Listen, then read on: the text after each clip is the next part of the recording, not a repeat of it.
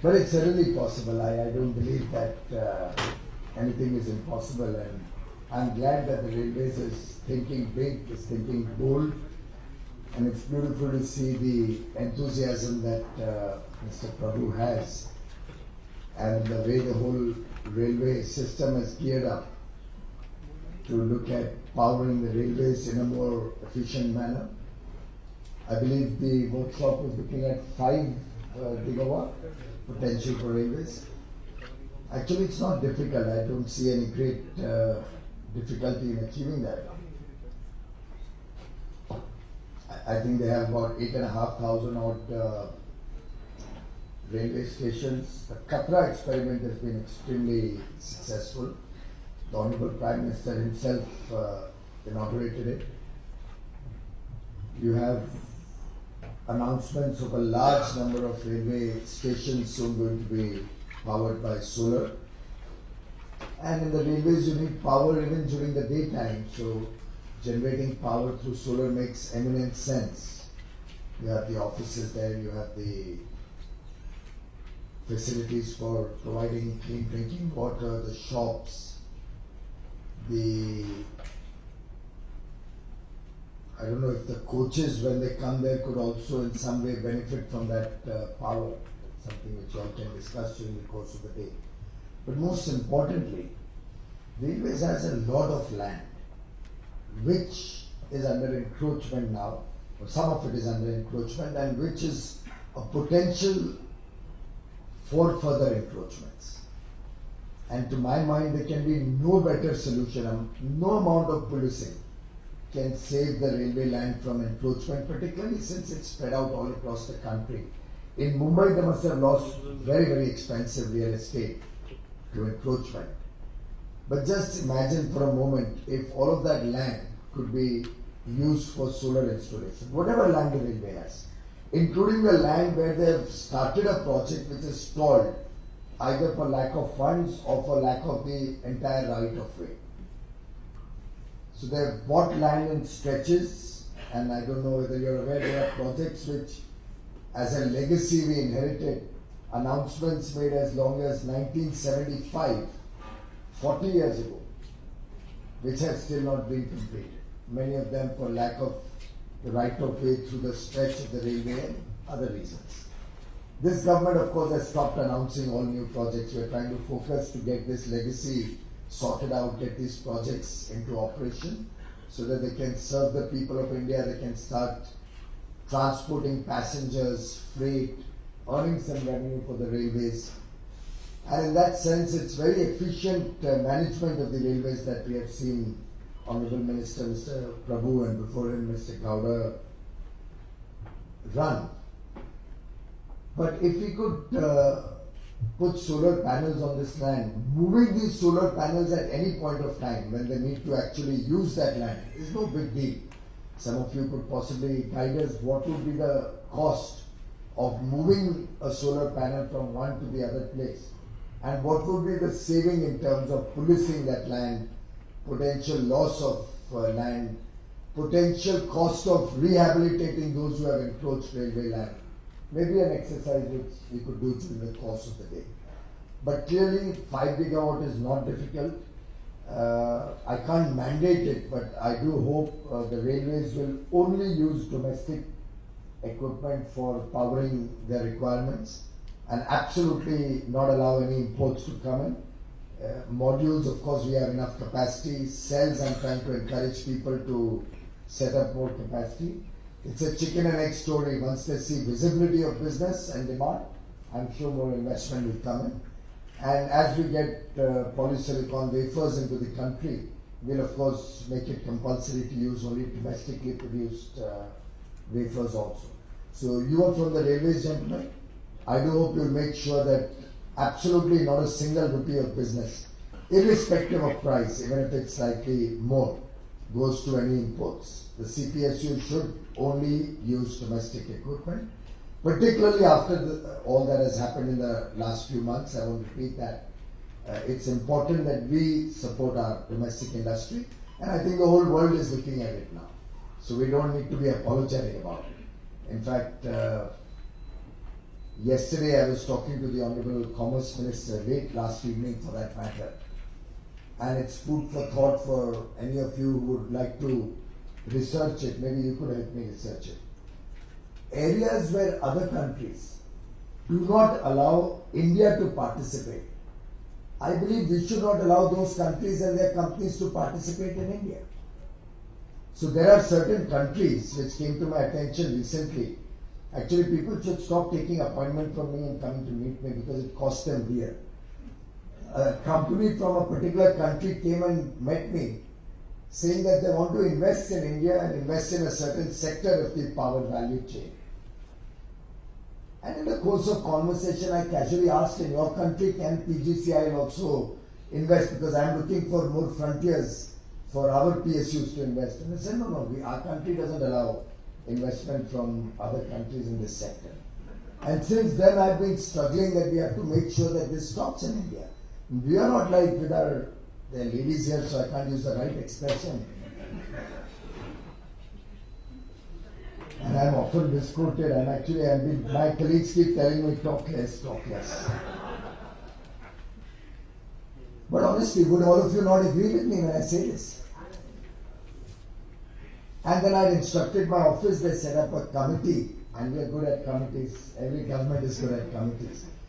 Fortunately, yesterday I was signing Ram Navami का देखो कितना लाभ हो गया मुझे. भगवान राम भी देखते रहते हैं हमारे काम को. इसलिए हमें भी उनका चिंता करनी चाहिए मुझे लगता है कोई मीडिया यहाँ पे?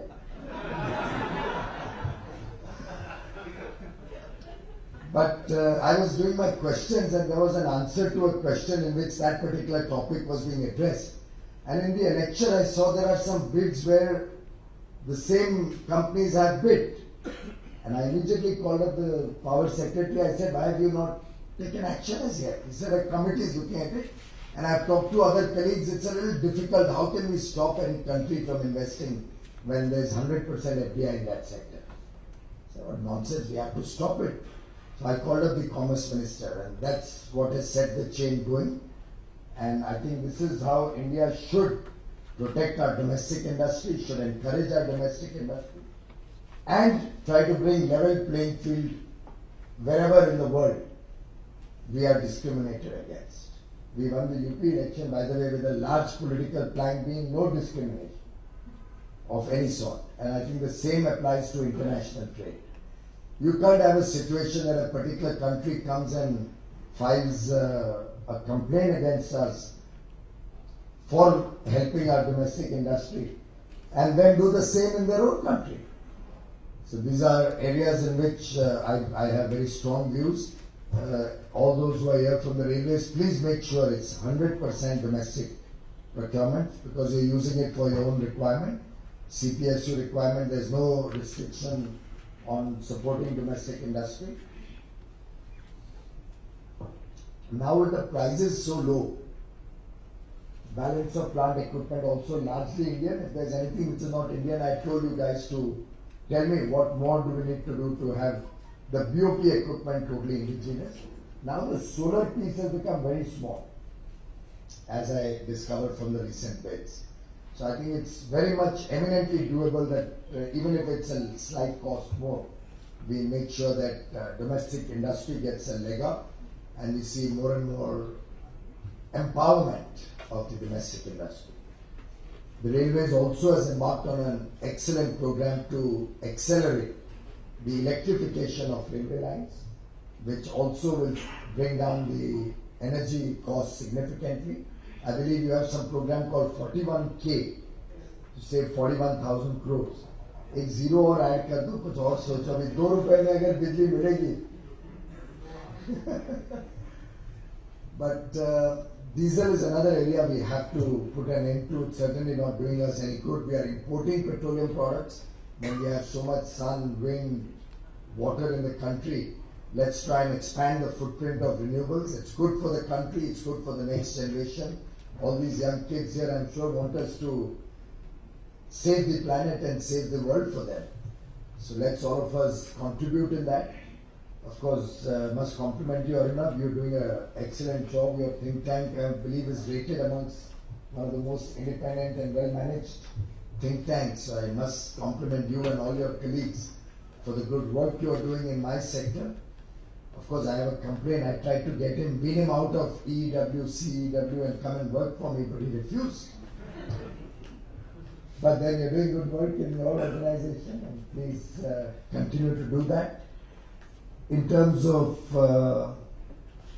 the sector per se, I believe the railways has planned a far more efficient utilization of sources for their energy. They have now also supported the Ratnagiri power to restart, and I must thank you and all your colleagues, and please convey to Suresh ji my grateful thanks, because before 31st March, which we had expected and planned, the railways has agreed to buy 500 megawatt of gas-based power from the Ratnagiri plant, so that that power plant also can stand on its feet.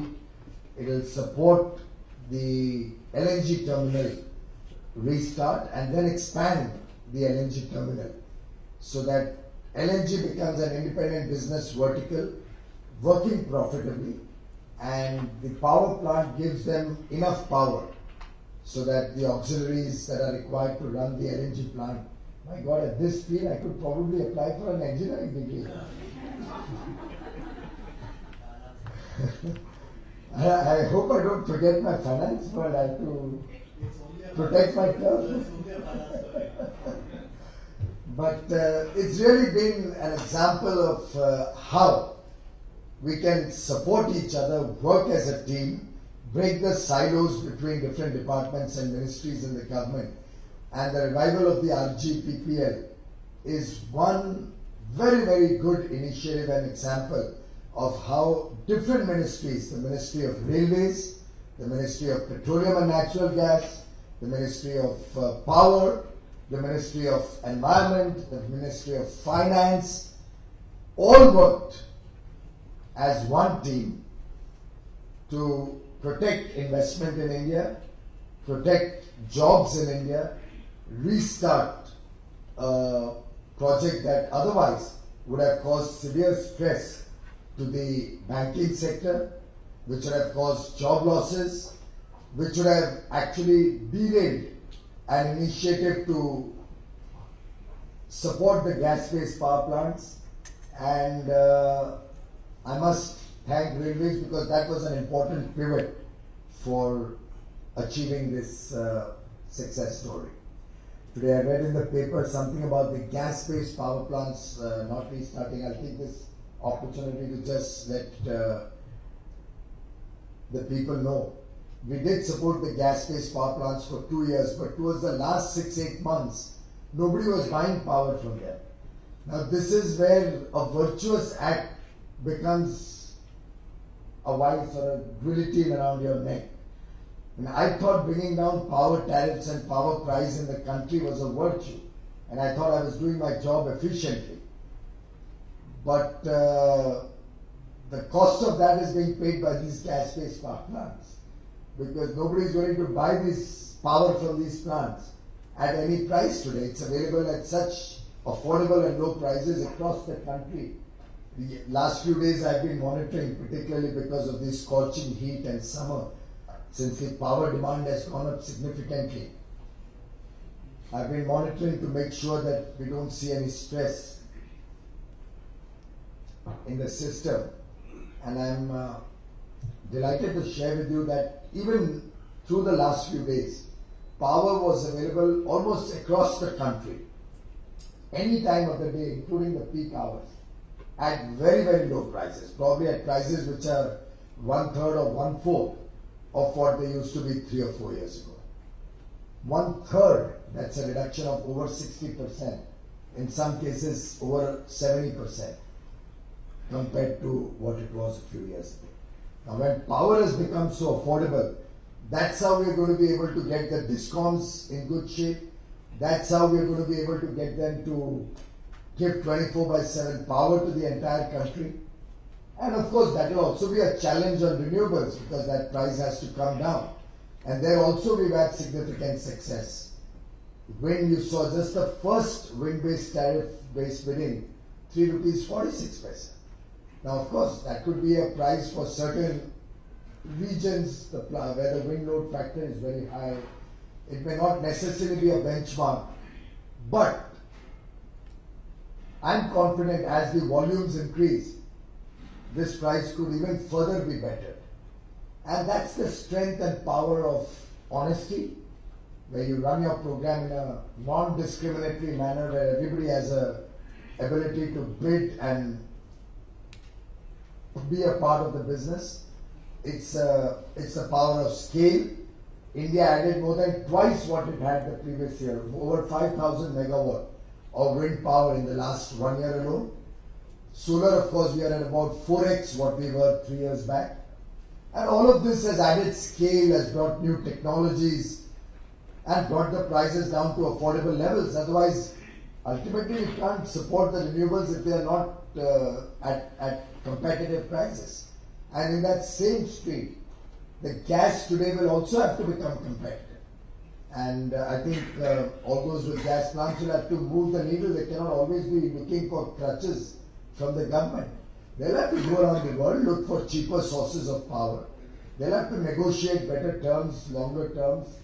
And in any case, power prices today are not that phenomenal that you can't go out and get some gas contracts. I'm also trying if I can get some reasonable prices over the long run so that power tariff does not go up. Power price remains affordable. But it can be nobody's case that we stress the consumers of India with expensive power just because somebody invested a few years ago in a project today is not found viable, or today does not have the kind of gas that it had a few years ago. It's not as if the government has stopped producing gas. Some private sector company could not produce as much gas as they were at one point of time. Cannot be the responsibility of the people of India or of the government. So I think if we can get gas at affordable prices, if anybody can help us get that, if it's possible to bring those prices at least some sense of parity, then we can look at supporting that industry and getting them back into action. Energy efficiency has been the hallmark and one of the most important programs of this government.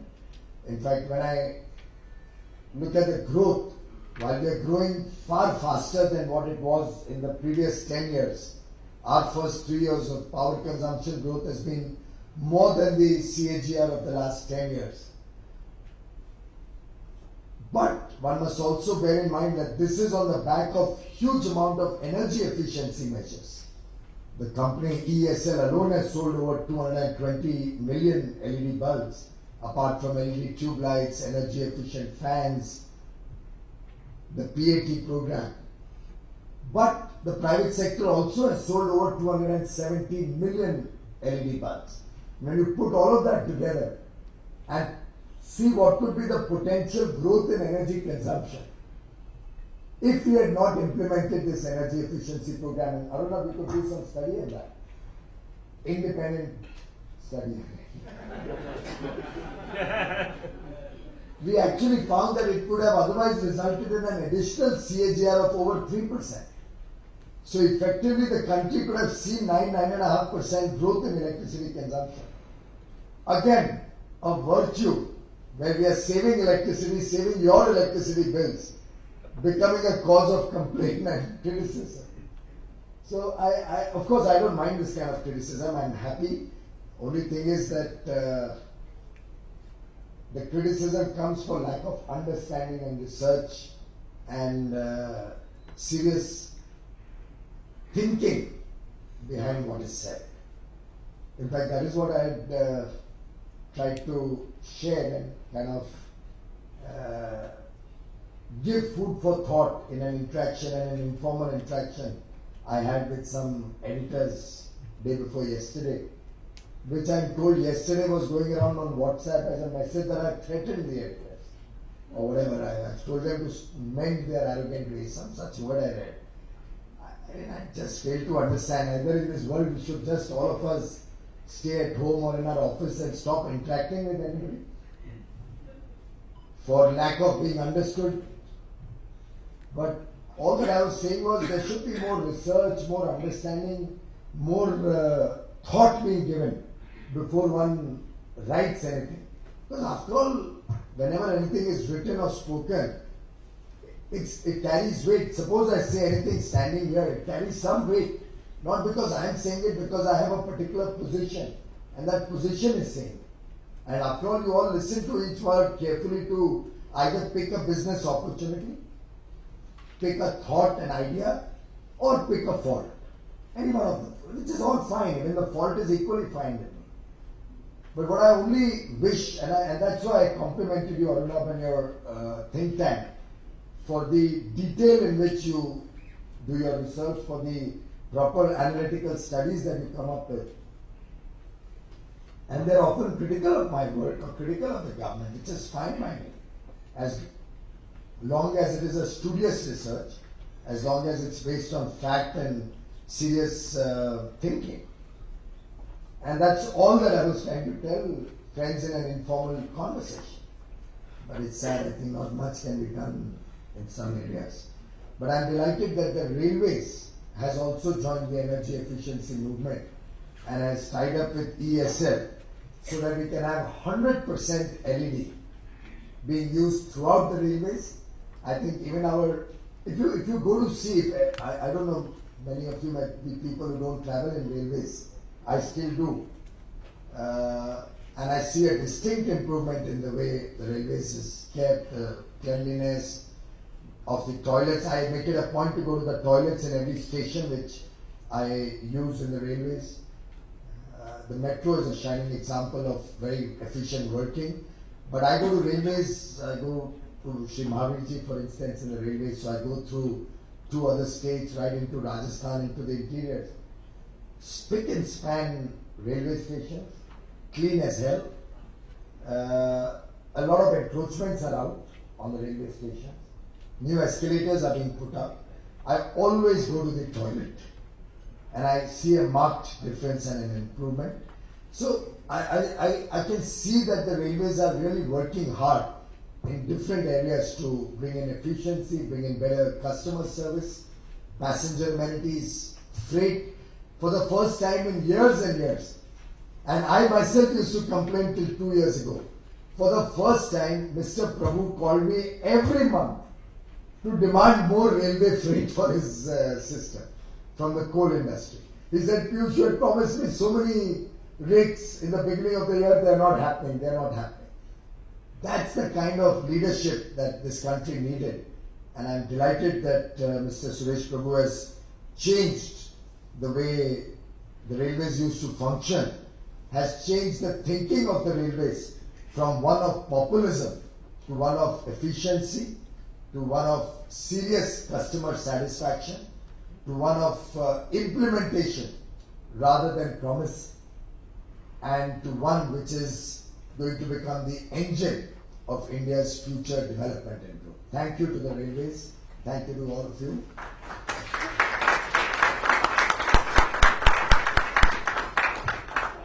Thank you, Minister Goyal, for those very encouraging remarks and a very wide-ranging statement on the condition and the promise and the implementation of India's energy sector. A couple of points that you made were particularly spot on. The need to rethink the manufacturing strategy and build up the capacity in India as we offer this massive market. And the other point you made, combining your finance and now engineering degrees, that the energy sector is really becoming a finance story. And you had nudged us last year to investigate this. 70% of the cost of a solar tariff is now the cost of finance rather than the cost of the modules. The more we can become efficient in the manufacturing, and the more we can keep reducing the prices that the developers face in terms of the monetary policy. Sir? When? Tomorrow. Today they are meeting. I guess yes. Unless you drop this and fly out. Will do. So thank you for continuing to nudge us and challenge us. With 1 minute of your time, we just requested you to release the report.